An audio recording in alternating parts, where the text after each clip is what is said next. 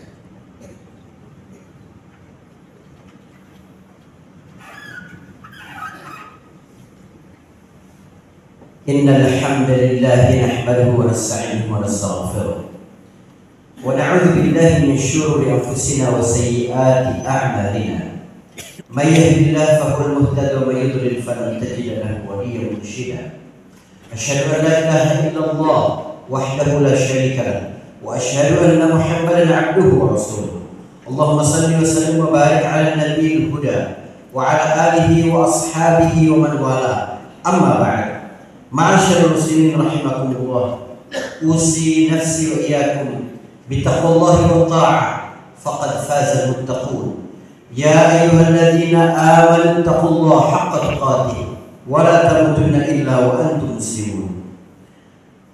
Saudaraku jamaah sidang Jumat yang dirahmati Allah Subhanahu wa taala. Beberapa hari lagi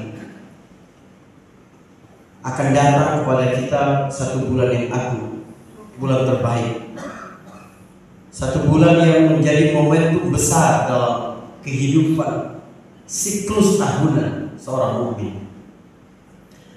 Tentu saja kita mesti garis bawahi kata-kata mukmin, sebab yang dapat merasakan suasana kebatinan yang damai dan bahagia itu hanya orang-orang yang beriman. Artinya ketika kita selalu diingatkan berapa hari lagi Ramadan itu akan datang, dia bukan untuk menakut-nakuti kita bahwa bakal datang di mana siang kamu tidak bisa makan, di mana kamu harus memperhatikan setiap ucapan, di mana kamu harus beribadah lebih kencang lagi. Kalau ada perasaan itu di dalam diri kita, maka periksa iman. Sebab orang mukmin ketika mengetahui semakin dekat datangnya bulan yang penuh berkah ini, akan timbul suasana kebahagiaan di dalam batin mereka, dan itu tidak bisa ditipu, sebab dia adalah suasana rohani yang ada di dalam.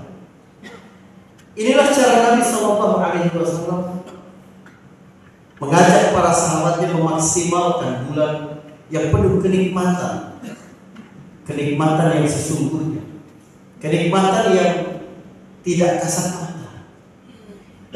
Maka Rasulullah SAW menyiapkan dengan sungguh-sungguh bulan itu. Ada dua yang dilakukan oleh Nabi SAW secara umum. Yang pertama adalah bagaimana Nabi menyiapkan mindset dan mental, cara pandang tentang Ramadan.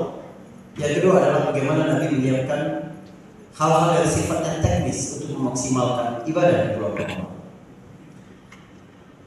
Menyiapkan hal-hal yang sifat teknis, misalnya Nabi SAW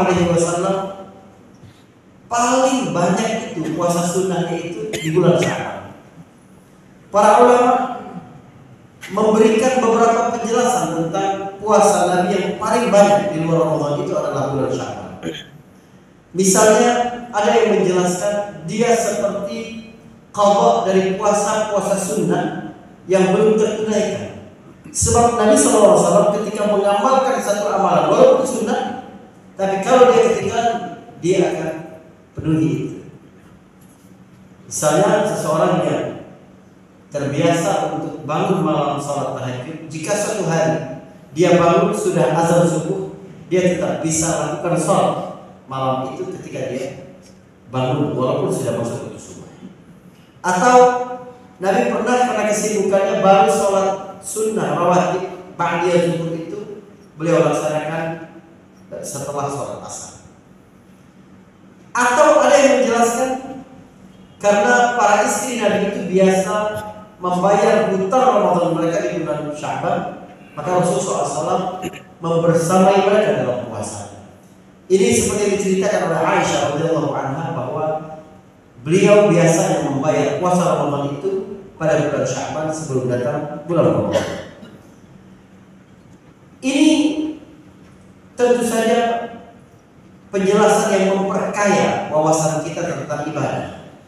Tetapi yang paling kuat adalah apa yang disampaikan oleh Nabi SAW, bahwa dia puasa pada bulan Sya'ban itu dia sebutkan karena bulan itu banyak manusia lalai, karena dia di antara bulan Rajab yang merupakan bulan haram dan bulan Ramadan yang memang diwajibkan berpuasa penuh dengan amalan-amalan ibadah yang lain.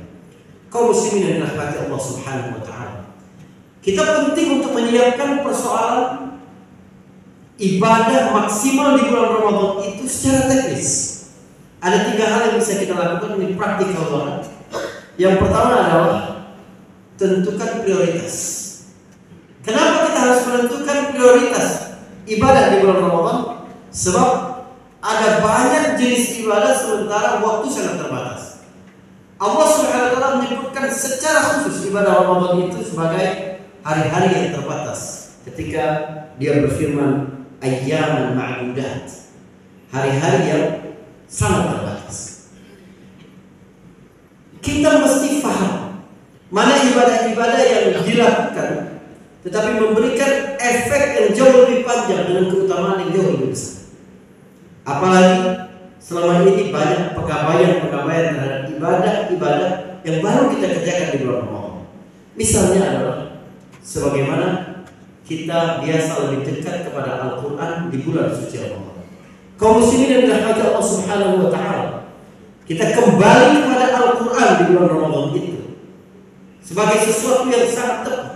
Sebab hubungan antara Ramadan dan Al-Quran jauh lebih kuat daripada hubungan antara Ramadan dan puasa. Mengapa?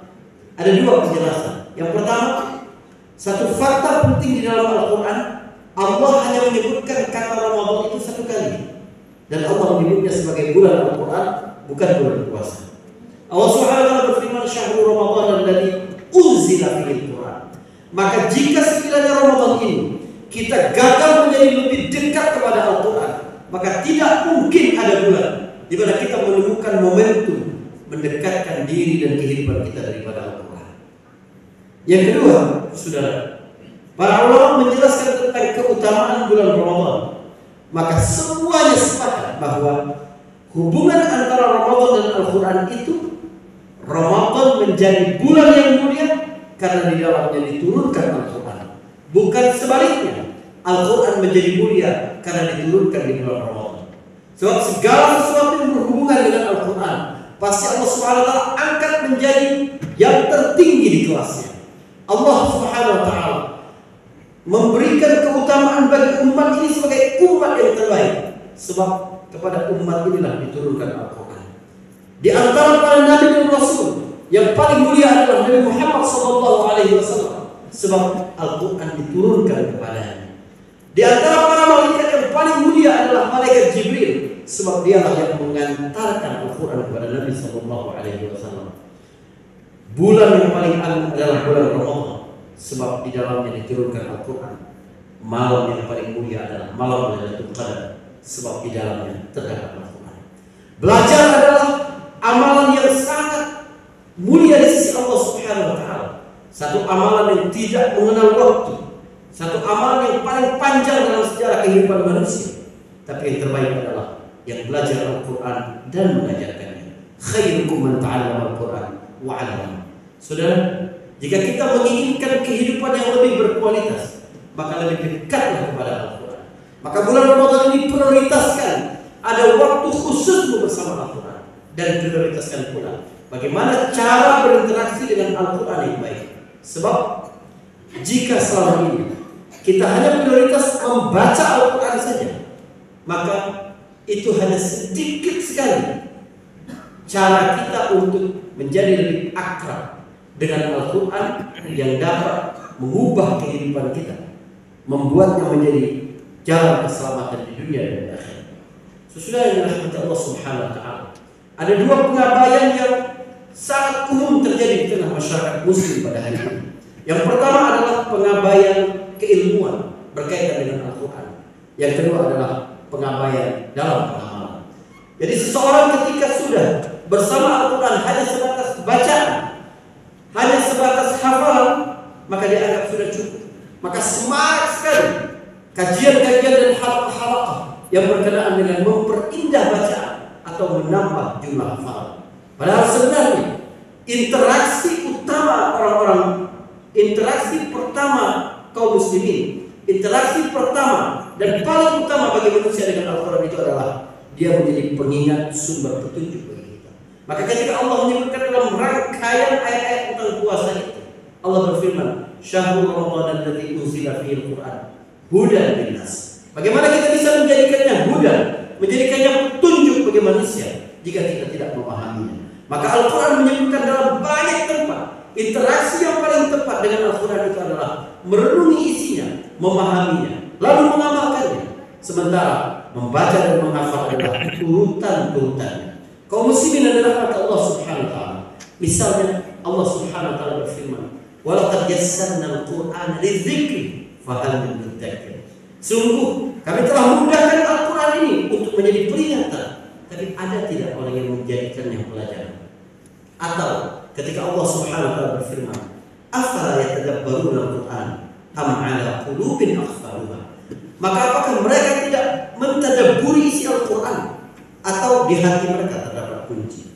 Jika sekiranya kita mudah sekali tersinggung dengan nasihat, kita tidak menerima peringatan-peringatan, ketahuilah bahwa itu menunjukkan betapa kurangnya interaksi kita dengan Al-Quran, mentadabburi, merenungi, memahami isi. Saudara yang dirahmati Allah Subhanahu wa taala, prioritaskan ibadah Al-Quran di bulan Ramadan. Prioritaskan ibadah tadabburnya dibanding pembacaannya. Prioritaskan waktu-waktu khusus untuk hal itu. Strategi persiapan yang sifatnya teknis berkaitan dengan Ramadan itu yang pertama adalah prioritas. Yang kedua, kaum muslimin yang dirahmati Allah Subhanahu wa taala adalah jadwal. Kenapa perlu jadwal? Sebab rutinitas keseharian kita di bulan Ramadan itu berbeda. Maka kita perlu jadwalkan dengan baik. Harus ada kedisiplinan. Kapan kita membaca Al-Quran, kapan kita mendengar kajian, kapan kita berinfak, berapa kita berinfak, siapa saja yang akan menjadi target tempat kita berinfak, dan lain-lain sebagainya. Perlu jadwal untuk disiplin dalam peramalan itu. Sedangkan yang ketiga adalah target. Sebenarnya target apa yang bisa kita lakukan?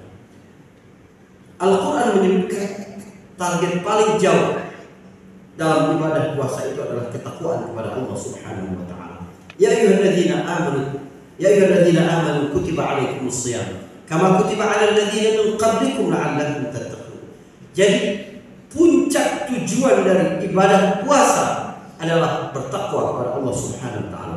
Kami pilihkan pada hari ini satu definisi takwa saja dari Imam Ali radhiyallahu anhu ketika beliau berkata, takwa itu apa? Al-khawfu minal jalil wal 'amalu bit tanzil wal ridha bil qalil wal isti'dad li yaumir rahim. Perhatikan 4 komponen ketakwaan, dan momentum Ramadan menjadi momentum yang paling baik untuk menebalkan poin-poin itu. Kaum muslimin yang dirahmati Allah Subhanahu wa taala, yang pertama adalah rasa takut kepada Allah Subhanahu wa taala. Innaka labil mirsad. Kita semua berada di dalam pengawasan Allah Subhanahu wa taala. Dan ibadah puasa bulan Ramadan itu meneguhkan kesadaran itu.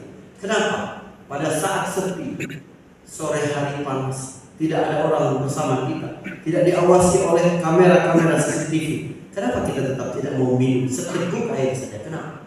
Sebab kita tahu akan rusak puasa kita. Kenapa kita tahu akan rusak sementara tidak ada yang melihat? Sebab kita yakin ada pengawasan Allah Subhanahu wa taala. Kita tidak mau sia-sia apa yang sudah kita jaga dari pagi sampai waktu itu. Begitulah kalau sekiranya kesadaran akan hadirnya Allah dalam kehidupan kita, pengawasannya yang terus-menerus kepada kita, maka ini terus berlangsung dalam 11 bulan di luar Ramadan. Negeri ini menjadi aman sekali. Keluarga-keluarga menjadi keluarga yang sakinah dan teguh. Pribadi-pribadi menjadi pribadi-pribadi yang istiqamah. Disitulah mulai tegaknya peradaban Islam. Yang kedua, kata Ali bin Abi Thalib, wal amal bit tanzil, mengamalkan wahyu yang diturunkan oleh Allah Subhanahu wa taala, Al-Qur'an dan hadis sebagai penjelasan itu. Kaum muslimin yang dirahmati Allah Subhanahu wa taala, penting sekali kita faham bahwa nikmat paling besar dari Allah Subhanahu wa taala kepada kita setelah Dia berikan hidayah kepada kita adalah bagaimana ada rasa ingin di dalam diri kita ini untuk mempelajari Al-Quran, untuk mengamalkannya, untuk melihat kehidupan, bagaimana pandangan Al-Quran tentang itu, untuk melihat persoalan-persoalan, bagaimana cara dan jalan keluar Al-Quran tentang hal itu. Sebab siapa yang paling tahu tentang kita kecuali penciptanya? Lalu Allah Subhanahu wa taala sediakan manual book. Allah Subhanahu wa taala sediakan buku petunjuk bagaimana kita menjalani kehidupan ini. Tidak ada yang lebih tahu daripada Allah Subhanahu wa taala tentang kehidupan kita. Maka ketika kita menjadi lebih dekat kepada pedoman Al-Quran, lebih dekat pula kebahagiaan, ketenangan, kedamaian, dan jauhlah segala bentuk kesengsaraan di dunia dan di akhirat. Poin ketiga yang disampaikan oleh Ali bin Abi Thalib adalah waridho bil qalil. Ridho dengan yang sedikit. Di bulan Ramadan kita menjadi berkurang tidurnya, berkurang istirahatnya, berkurang makannya. Sebab berbuka puasa dan sahur itu bukan memindahkan jam makan, bukan, tapi memang mengambil keberkahan. Sebab Nabi SAW menyebutkan tasahhar fa inna fis sahur barakah. Sahurlah kamu, karena di dalam sahur itu terdapat berkah. Jadi kita bukan berlomba-lomba makan lebih banyak agar lebih tahan di siang hari, bukan. Tetapi sahur itu sedikit saja telah memberikan keberkahan bagaimana menguatkan ibadah kita di siang hari. Begitu juga ketika kita berbuka puasa, tidak boleh berlebih-lebihan, karena ini bukan menunda atau menggabungkan antara makan siang dan makan malam, bukan. Tapi bagaimana makan itu, kata Nabi SAW, hanya sebatas untuk menguatkan punggung kita ketika beribadah kepada Allah Subhanahu wa taala. Kaum muslimin dan dirahmati Allah Subhanahu wa taala, komponen keempat dari takwa adalah al-isti'dad liyaumir rahim, persiapan untuk menghadapi hari kiamat, menghadapi kematian. Bahwa segala sesuatu yang dilakukan oleh manusia di dunia ini, kunci seseorang bisa istiqamah. Istiqamah itu berarti teguh di atas ketaatan kepada Allah Subhanahu wa taala, adalah percaya dengan hari kiamat. Ada orang yang tidak bisa berbuat zalim kepada orang lain karena belum memiliki kekuasaan. Tapi ketika dia berpuasa, apakah dia tetap akan teguh seperti itu? Kalau dia percaya dengan hari akhirat, dia percaya ada balasan, dia percaya dia akan melihat sekecil apapun kezaliman yang dia lakukan, sebagaimana dia bisa melihat sekecil apapun kebaikan yang dia lakukan. Dia akan istiqamah, dia tidak akan berubah. Bagaimana ketika dia fakir, begitu pula ketika dia kaya. Bagaimana ketika dia tertindas, begitu juga ketika dia berpuasa. Sebab kehidupan di dunia ini ada persinggahan, tetapi kehidupan yang sebenarnya adalah kehidupan akhirat. 4 komponen ketakwaan ini, kalau kita renungi dengan baik dan merasakan betapa nikmat Allah Subhanahu wa taala menjadikan Ramadan ini sebagai kesempatan dan momentum paling baik untuk menguatkan hal itu. Semoga ini menjadi Ramadan terbaik buat kita semua. Barakallahu fikum. Wastaghfiru innahu huwal ghafurur rahim.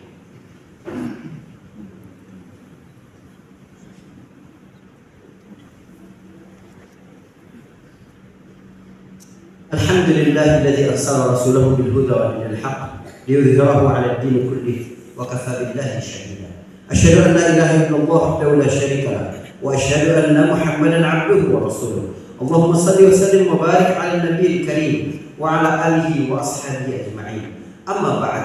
Ma'asyiral muslimin rahimakumullah. Ittaqullah ya ayyuhalladzina amanu ittaqullaha haqqa tuqatih wa la tamutunna illa wa antum muslimun. Kaum muslimin yang dirahmati Allah Subhanahu wa taala. Sa'id Nabi sallallahu alaihi wasallam al-mimbar. Satu hari Nabi SAW naik ke atas mimbarnya. Mimbar Nabi itu bentuknya tangga, ada 3 anak tangga. Satu hari Nabi naik dan Nabi mengucapkan amin ketika naik itu sampai 3 kali. Ketika turun, para sahabat bertanya kepada Nabi sallallahu alaihi wasallam, "Ya Rasulullah, kenapa kau melakukan itu tadi? Biasanya Rasulullah hanya naik saja, tapi kali ini Rasulullah sambil mengucapkan amin, amin, amin." Rasulullah berkata, "Tadi turun Jibril kepada, lalu berkata, Raghima anfu mrid adraka Ramadan falam yaghfar." Celakalah seseorang yang datang kepadanya bulan Ramadan, tetapi dosa-dosanya tidak diampuni. Lalu Jibril katakan amin ya Muhammad, maka aku mengatakan amin. Lalu kemudian ketika Nabi naik ke anak tangga berikutnya, Jibril berkata, celakalah, hinalah seseorang yang disebutkan namamu sallallahu alaihi wasallam, tapi tidak bersalawat kepadamu. Katakan amin ya Muhammad, maka aku katakan amin. Lalu ketika Nabi naik ke anak tangga berikutnya, Jibril berkata, celakalah orang yang kedua orang tuanya masih hidup, atau salah satunya masih hidup, tapi itu tidak membuat dosanya diampuni oleh Allah Subhanahu wa taala. Saudaraku, hadis ini dalam sekali tentang manusia paling celaka adalah manusia tidak dapat memanfaatkan momentum. Ramadan adalah momentum. Disebutkan nama Nabi SAW adalah momentum. Ada orang tua masih hidup bersama kita adalah momentum. Semoga kita dapat melaksanakan, menjalankan, memanfaatkan momentum itu untuk kejayaan kehidupan dunia dan akhirat kita. Allahumma ighfir lil muslimin wal muslimat wal mu'minina wal mu'minat al ahya'i minhum wal amwat innaka sami'un qaribun mujibud da'wat.